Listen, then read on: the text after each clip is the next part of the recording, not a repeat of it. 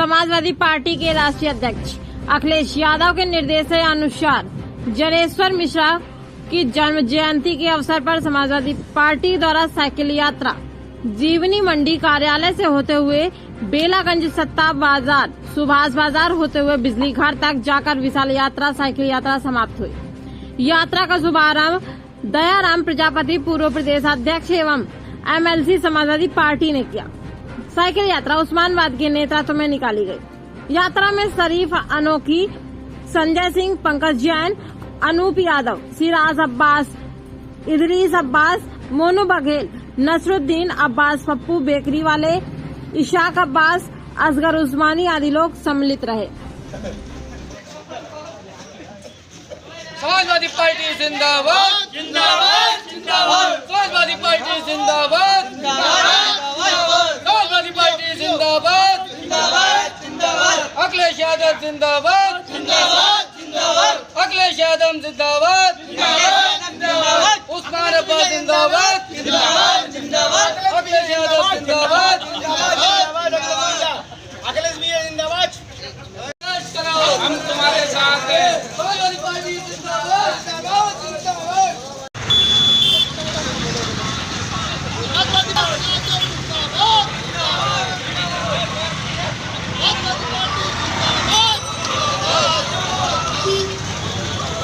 अरे रुक जाओ, फोटो भेज रहा हूँ जरा, हिंदी दिखा रहे हैं वो, और जल्दी।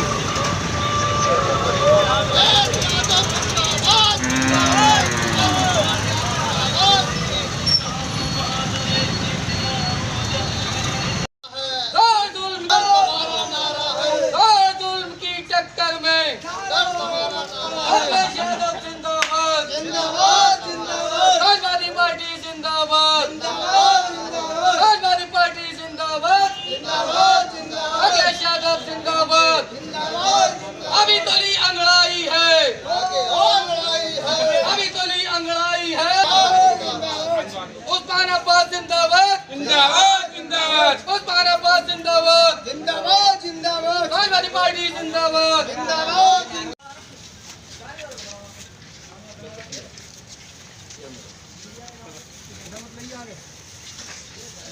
इधर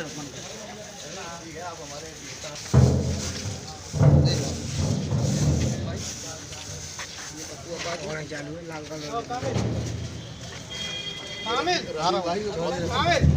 कामिल भाई आओ आगे आओ।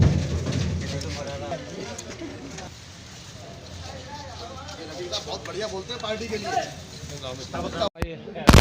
आज ज्ञानेश्वर मिश्रा जी की जयंती के शुभ अवसर पर हमारी पार्टी अखिलेश यादव जी के आह्वान पर जो साइकिल यात्रा शुरू की है, जो हर साल मनाई जाती है। ये साइकिल यात्रा पूरे उत्तर प्रदेश में नहीं बल्कि देश में मनाई जाएगी। और इस साइकिल यात्रा का ये पैगाम होगा कि बीजेपी ने जो अत्याचार किए है जनता के ऊपर, जो जुल्म किया है, ये जुल्म ये अत्याचार का अंत हो चुका है। जनता त्राही है, बेरोजगार है, परेशान है। सरकारी तमाम डिपार्टमेंट, तमाम कंपनियां बेची जा रही हैं।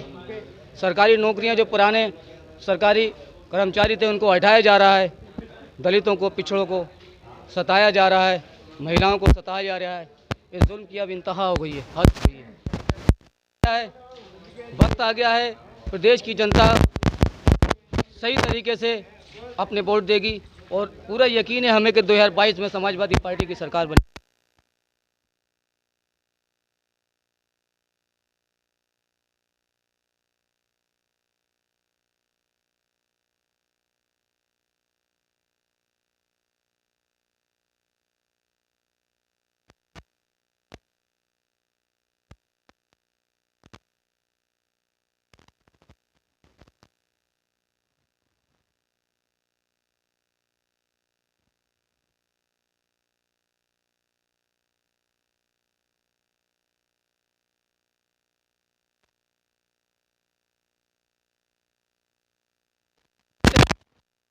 जनता से, अपने प्रदेश से जो हम कह रहे हैं वो पूरा करेंगे और 2022 में हमारी सरकार बनेगी।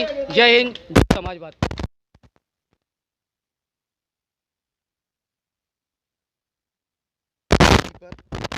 पूरे प्रदेश में रैली के द्वारा जनता को ये संदेश देने के लिए हमें भारतीय के से लेके आज तक इनके जो कर्म है, जो कार्यक्रम है,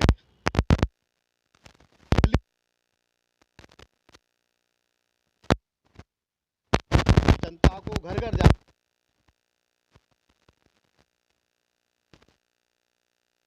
भाजपा ने इस साल उत्तर प्रदेश के अंदर जो अत्याचार का जो सारी पराकाष्ठा है,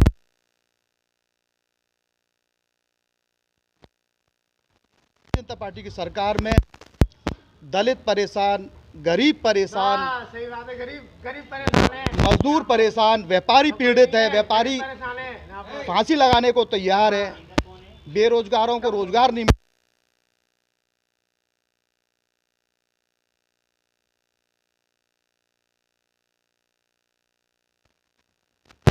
सुरक्षित नहीं है। पुलिस का उत्पीड़न इतना बढ़ गया है, लोग त्राही त्राही मचा रहे हैं और पब्लिक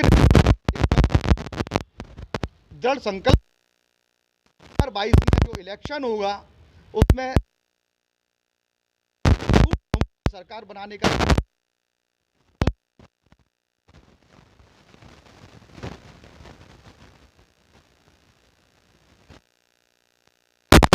हो जाएगा। अपनी ठट्ठी तो बांध ली है, उसको फूंकने का काम जनता 2022 में और ये अखिलेश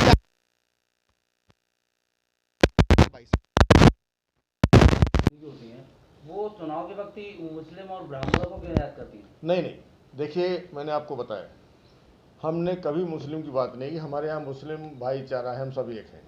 हमारे यहाँ हम कभी समाजवादी पार्टी मुस्लिम और उसकी बात नहीं करती। ये वो दल हैं, यही बीजेपी के लोग हैं, यही कांग्रेस के लोग हैं जो मुलायम सिंह को मौलाना मुलायम सिंह कहते थे। भाई इन्होंने तो शुरुआत किया, किसने कहा मौलाना मुलायम सिंह? इन्हीं लोगों ने तो कहा, हम लोगों ने थोड़ी कहा। तो ये इनके कर्म हैं, यही लोग ये करते हैं, यही लोग बदनाम करते हैं, यही भारत भाईचारा फूट डालो राज करो। इन्होंने हमारे बीच फूट डाल के राज करने का काम किया, लेकिन इनकी जो ये नफरत फैलाने वाली नीति है उसको समाजवादी पार्टी के कार्यकर्ता, हिंदू मुस्लिम सब समझ गए। व्यापारी, आज इनका वोट बैंक व्यापारी सब दुखी नहीं है। नोटबंदी, जीएसटी, किसी के लिए किसका नुकसान किया? नोटबंदी से किसको लाभ हुआ? अंबानी को, अडानी की संपत्ति सबसे ज़्यादा किसकी बढ़ी? भाई उसकी जांच कराओ ना, जिसकी सबसे ज़्यादा संपत्ति बढ़ी तुम्हारी सरकार में। सारे कारोबार उन्हीं को, रेल उनको, हवाई जहाज उनको, सब कुछ बेच दो तो देश तो गुलाम हो ही गया। इसी पे समाजवादी पार्टी के माननीय राष्ट्रीय अध्यक्ष जी अखिलेश यादव जी ने जो ये कार्यक्रम लगाए, आने वाली सरकार समाजवादी पार्टी की सरकार होगी और हम सब साथी जो इन्होंने बेमनसा हम लोगों के बीच में पैदा की, भाईचारे की खात्मा काम करने काम किया है, उसको हम लोग फिर लाएंगे। और समाजवादी पार्टी में जो की सरकार बनने पर हम स्कूल भी खोलेंगे, छात्रवृत्ति भी देंगे, नौकरी भी देंगे, किसान को उसकी फसल का मुआवजा जो भी वाजिब रेट होंगे वो भी देंगे। किसान को भी इन्होंने बर्बाद किया, वो बैठे तो है किसान धरने प्रदर्शन पर, अगर वो दाल रोटी खाते तो कहते अपराधी है, ये एजेंट है, और इनके घर पहुंच जाओ तो एजेंट नहीं है। इसलिए आज मैं बधाई देता हूं उस्मान भाई को और इनके सभी साथियों को, जो समाजवादी पार्टी के बहुत बड़े लीडर हैं, हमारे पुराने दोस्त हैं हमारे। मैं सभी साथियों को बधाई देता हूं आपके कार्यक्रम के लिए। बहुत बहुत आप सबको धन्यवाद।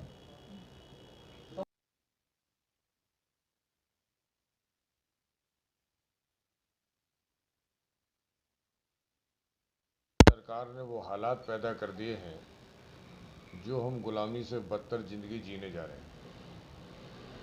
आज पूरे प्रदेश में नहीं, हिंदुस्तान में हर व्यक्ति, आखिर कौन सा ऐसा व्यक्ति आपको जो है जो खुश नज़र आ रहा हो? हम तो ये समझ रहे हैं कि देश पहले भी गुलाम था, आज इन्होंने भी गुलामी की ओर ले जाके खड़ा कर दिया है। वही गिने चुने लोग हैं, चाहे अंबानी हो चाहे अडानी हो, सरकार उन्हीं के लिए काम कर रही है।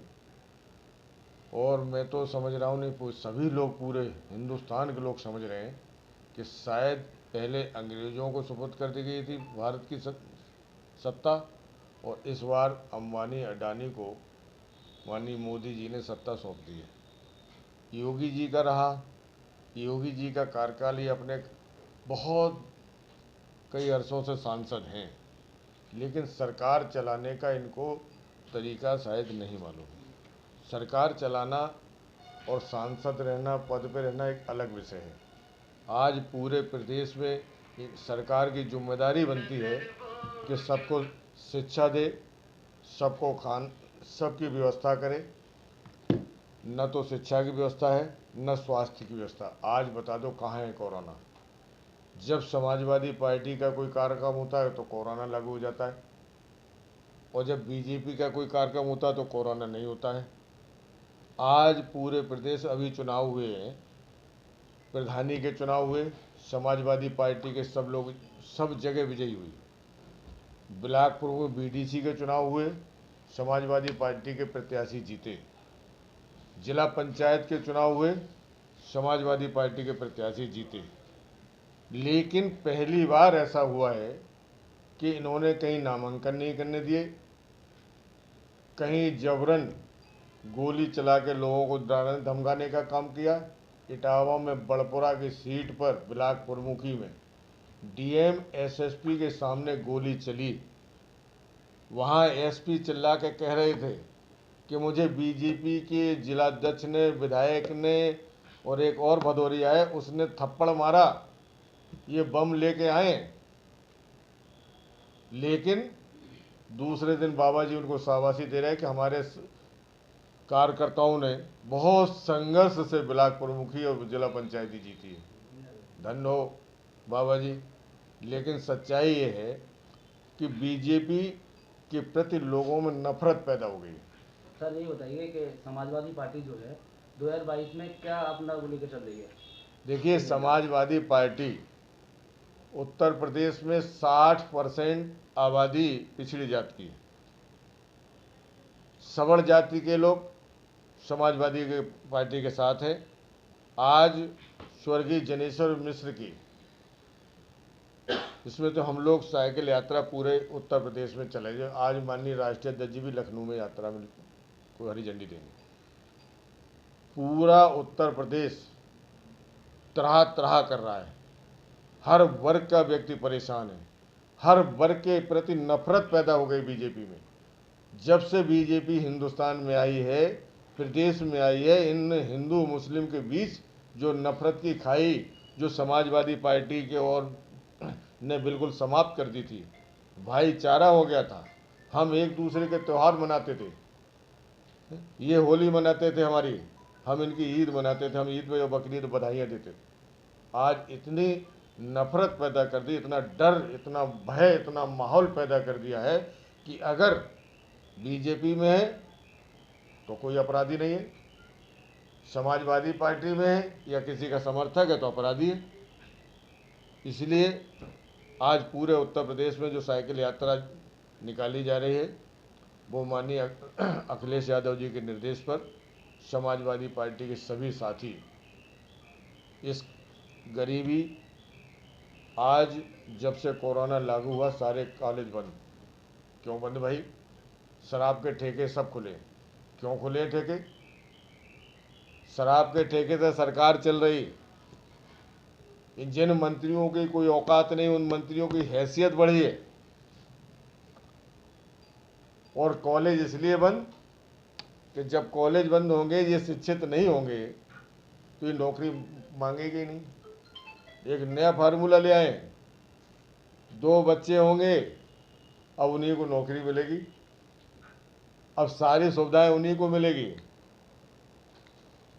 प्रकृति के साथ खिलवाड़ कर रही है बीजेपी, और जिसने प्रकृति के साथ खिलवाड़ किया है उसका हमेशा अंत हुआ, पतन हुआ। बीजेपी का पतन निश्चित तय है इस समय। सर ये आजम खान साहब की जो ऊपर कार्रवाई चल रही है उस पर क्या कहेंगे आप? देखिए, ये द्वेषपूर्ण भावना से कार्रवाई की जा रही है। उत्तर प्रदेश में नहीं, हिंदुस्तान में मुस्लिमों के प्रति ये जो समाजवादी पार्टी के लोग, जहां हम लोग एक राय थे, वहीं बीजेपी उन सबको चिन्हित करके अपमानित करने का काम कर रही है। आजम खान साहब ने जब यूनिवर्सिटी बनाई तो यूनिवर्सिटी का एक मानक होता है ज़मीन का। आज मानक है 12.5 एकड़ से ज़्यादा ज़मीन ज़्यादा नहीं होना चाहिए। कितने हिंदुस्तान में, हमारे उत्तर प्रदेश में मठ नहीं है बाबाओं के, सब में ज़मीन अनाप सब, किसी में 100 बीघा है, किसी में 100 एकड़ है, किसी में 200 एकड़ है, किसी में 500 एकड़ है। वहाँ 12.5 एकड़ का मानक लागू नहीं है। अभी बाबा जी ने एक्ट में संशोधन किया, माननीय मुख्यमंत्री जी ने, हर व्यक्ति पे 12.5 एकड़ जमीन रहना चाहिए पर बार कृषि वाली।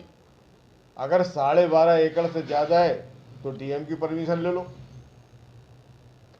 25 एकड़ तक, उससे ऊपर है तो कमिश्नर की परमिशन ले लो, और उससे ज़्यादा चाहिए सरकार की परमिशन ले लो, और उससे भी ज़्यादा चाहिए तो सर्किल रेट का 1.5 गुना जमा करो और ले लो। ये अपनी सुविधाओं के लिए, चूँकि जितने भी मठ हैं उनमें तमाम हजारों एकड़ ज़मीन में लगी हुई है। आज आजम खां की यूनिवर्सिटी में मात्र 12.5 एकड़ यूनिवर्सिटी देकर ध्वस्त करने का काम कर रहे हैं। इसकी भी जांच होगी, सरकार आएगी और समाजवादी पार्टी की सरकार आएगी तो ये सब जितने भी इन्होंने काले कानून बनाए हैं या जो जितना इन्होंने अपराधीकरण को बढ़ावा दिया है वो सब समाप्त करने का काम हम समाजवादी साथी करेंगे।